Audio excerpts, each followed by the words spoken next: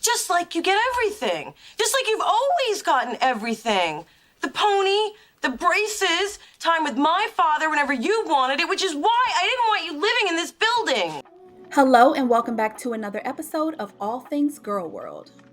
In today's video, we're talking about half and half. Let me just preface this video by saying Mona's entire family failed her.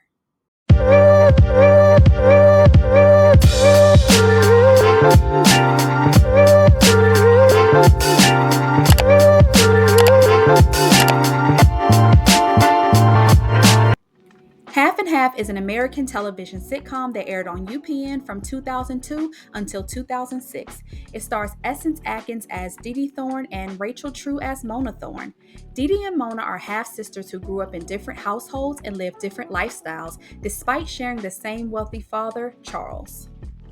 Dee Dee and Mona, now in their 20s, would find themselves living in the same apartment building owned by Charles.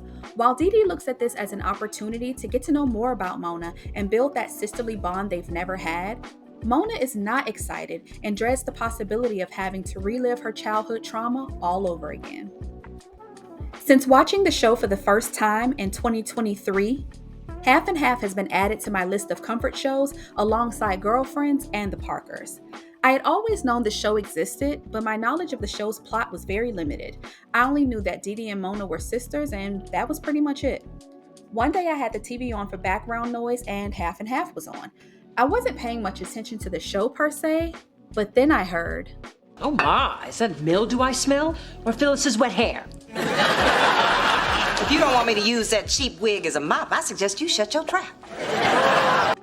From there, I started watching it from season 1, episode 1, and the rest is history. Season 1 gave us a lot of insight into the lives and personalities of these characters. Stay with me on this. First, we have Mona, the older sister of the two. If I had to describe Mona's personality, it would be spunky, free-spirited, and quirky with a pinch of bad luck. Mona grew up struggling in the inner city with her mother, Phyllis. Phyllis is the ex-wife of Charles.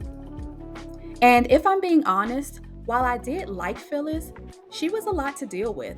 She would project a lot of her struggles and anger with Charles and his current wife onto Mona, while also convincing Mona that her younger sister Dee Dee was just as bad. Where's that Spencer? He always makes you feel better. He's with Dee Dee. Again? It's like deja vu. Dee Dee stealing your best friend just like her mama stole mine. You know your daddy was my best friend. I think this heavily contributed to the resentment Mona felt towards Dee Dee as they got older. And can we please talk about how smothering Phyllis was to Mona? I mean, constantly intruding on her space, going through her things, always in her business, and pressuring Mona into dating pretty much any man that would show up at her door in hopes that it would make her a grandmother. Seriously, where are the boundaries? And y'all, this woman was a psychiatrist. I felt really bad for Mona once I realized that her parents were the reasons for a lot of her insecurities. I mean, Charles had his favoritism for Dee Dee on full display, and Phyllis spent so much time projecting and obsessing over Charles and his wife that she didn't realize how much this would affect her daughter's relationships with the people closest to her, including her own. Because let's not forget, Phyllis did lie to Mona by having her believe that Charles had an affair with Dee Dee's mother while he was still married to Phyllis. There I was, flying with your father to Acapulco. That bitch comes rolling down the aisle, pushing a little cart. My mother, a flight attendant. Think about it, Mona. What would Daddy be doing with peanuts? The man's allergic. Mona was upset with her mother, rightfully so, because these are the things that played into how she felt about Charles and Dee Dee. So for you to lie is only hurting Mona. I used to think that Mona was a bit hard on Dee Dee, especially when I saw how hard Dee Dee tried to bond with her to make up for their distant and apathetic relationship, but was turned away on multiple occasions by Mona. But now I see that it's due in part to how Charles catered to Dee Dee more when they were little girls, i.e. buying them both bicycles for their birthday but only putting pink tassels on Dee Dee's bike, giving into Dee Dee's temper tantrums, and brought Dee Dee a pony but didn't buy Mona one. Yes, Dee Dee was a brat when she was a little girl, but look at how she was treated. It's not her fault that her parents put her on a pedestal above her own sister. The least they could have done was level the playing field so that both daughters felt seen and equal. It's also hard to let go of the past and start to heal, even as a 20-something, when you have Phyllis reminding you every 2 seconds of how evil she thinks your father, stepmother, and sister is. Mona had it tough, but I want to talk about Dee Dee for a minute. I'll go on record saying that I actually don't have any issues with Dee Dee. I happen to really like her. She's bubbly, sociable, and you can tell that her relationship with Mona means a lot to her. And it wouldn't be all things girl world if I didn't mention Dee Dee's amazing sense of fashion, but we'll save that for another video. Knowing of Mona's issues with their father, Dee Dee would often try to be the voice of reason and would try to make Mona feel as comfortable as she knew how. If you can't tell by now, Dee Dee is the younger sister. She was often described by Mona as the quote-unquote princess, but Mona didn't mean that in a good way. Dee Dee grew up very privileged, wealthy, and quite comfortable. She lives her life very carefree and wants for absolutely nothing. This is a big difference in contrast to how Mona grew up.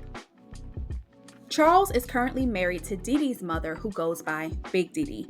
Y'all, I would be lying if I said that I didn't love Big Dee Dee. She's lavish, animated, funny, and her style is very old money.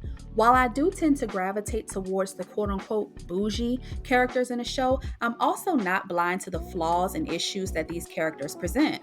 My issue with Big Dee Dee is despite her cute little pet names for Mona like Sugar Cube, Blossom, Honeydew, and so on, she still made sure it was understood that her daughter was superior.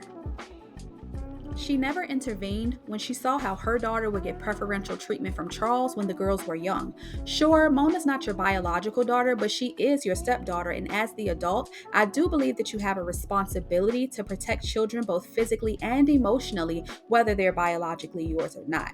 And that includes standing up for them when they're being done wrong. Of course, we've seen episodes where there were moments of character bonding or a valuable piece of advice to be absorbed, but overall, let's be real, Mona's entire family treated her like a second-class citizen. For instance, in Season 1, Episode 6, Dee Dee insists that Mona come to an award ceremony honoring Charles. The invitations were put together by Big Dee Dee, who left Mona off the guest list. I guess in Big Dee Dee's defense, she did state that she would always invite Mona, but she would never show. However, the one time she does agree to come, you couldn't even be bothered with making sure that she had a seat at the family table with her father because you didn't want to reseat the senator and his wife. And according to you, Mona was a quote-unquote last-minute invite, but you made sure your daughter was seated at the table with her father. What's even worse was that Mona was invited to sit at the family table only if the senator got drunk enough and passed out. So Mona had to sit at table 30 while she watched from the back of the room as her father, sister, and stepmother took photos like one big happy family while her presence went obsolete. Now, I will give Charles credit for correcting Big Dee Dee at the end of that episode, but if Charles has set those standards in his family to begin with, wouldn't Big Dee Dee have known better? Or was she just doing what she's always seen being done, which is treating Mona like an afterthought? For instance, in Season 3, Episode 9, at Thanksgiving dinner, the family went around the table and each spoke about what they were thankful for. When it was Charles's turn to speak, while he did acknowledge his love for both of his daughters, he especially highlighted Dee Dee's accolades. He knew that she had just made law review, was in the top 1% of her class, and how she would be graduating law school in the next 5 months, 2 weeks, and 4 days. But when he got to Mona, he did acknowledge her quote-unquote wonderful career in music. But y'all, this man said that he was thankful that Mona doesn't have to wear her eye patch anymore. That's it? That's all you're gonna say about me? And I'm thankful that you don't have to wear your eye patch anymore. Sadly, Mona once described the world as being full of Dee Dees and full of Monas. Dee Dees always get what they want, who they want, and people tend to favor them. Monas, on the other hand, are often overlooked, have to work twice as hard to be considered just as good, and will always come second to the Dee Dees of the world. It seems like the only place Mona could be herself and find a sense of normalcy outside of her dysfunctional family was with her best friend Spencer. Spencer and Mona shared the same quirky, goofy, and fun personality traits, which made sense as to how they would become best friends. He was Mona's right-hand man, so to speak. Spencer was there for her through all of her family drama, relationship woes, and they just knew each other very well, which can also be comforting. It's no wonder they would uncover their romantic feelings for one another later in the series. I will admit, I was rooting for Mona and Spencer because I saw how much they really liked each other, and I was getting a little impatient with their back and forth uncertainty, but I can also understand their decision and not wanting to complicate their friendship. I also have to acknowledge Charles's mother, Ruth Thorne, played by the late, beautiful, and legendary Miss Diahann Carroll. In Season 1, Episode 10, Grandmother Thorne is in town for Thanksgiving. While Mona recalls a loving, nurturing relationship with her grandmother, Dee Dee remembers a harsh, blunt, and cruel woman whom she referred to as a drill sergeant.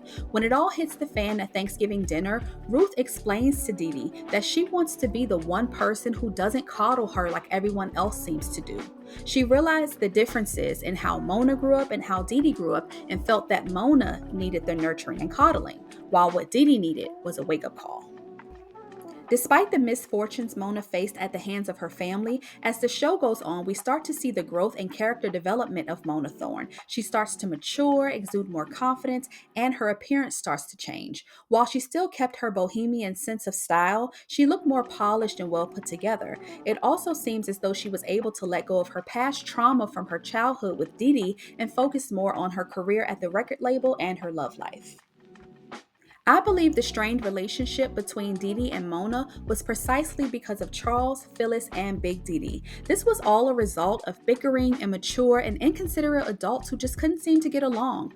Although I did find the Phyllis and Big Dee banter quite hilarious at times, I didn't agree when they would use their daughters as weapons of competition against one another. I am, however, proud of the growth and sisterhood between Mona and Dee Dee. It seems as though they realized at some point that their parents were stuck in their ways, and if they wanted to make this sister thing work, they would have to drown out the noise of the past and move forward. What's that saying? No one wins with the family feuds? How did you feel about the way Mona was treated in her family? Don't forget to like, comment, and subscribe, and I will talk to you all in the next video.